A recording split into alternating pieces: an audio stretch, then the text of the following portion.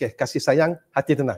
Siapa nak macam tu? Okey, kasih sayang, hati tenang itu semua saya akan bersama dengan anda secara percuma. Iaitu pada bila? Pada 3 bulan 6. Pada 3 hari bulan 33 hari bulan 6 itu 3 bulan 6 yang mana Ustaz akan kongsikan itu semua. Ustaz akan kupas kepada anda, Ustaz akan kongsikan dan juga ada amalan Ustaz akan bagi kepada anda.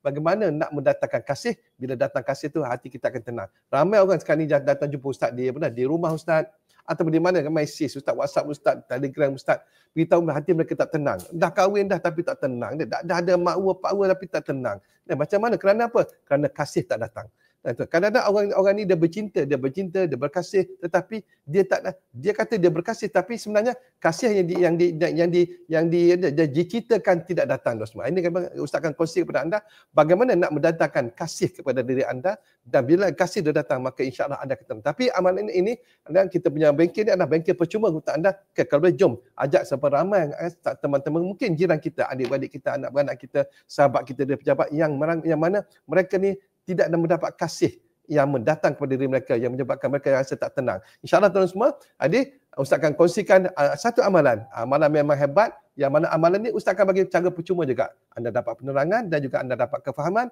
dan juga anda akan dapat amalan cara percuma untuk mendatangkan kasih kepada anda. Jom kita datang, kita dapatkan kaedah-kaedah kasih, bagaimana nak kasih dan juga bagaimana nak tenangkan hati anda. Bila mana tuan semua, segala perniagaan anda, segala kehidupan anda akan mencanak naik. InsyaAllah. Kita jumpa pada 3 bulan 6 iaitu dalam kasih datang, hati tenang. Assalamualaikum warahmatullahi wabarakatuh.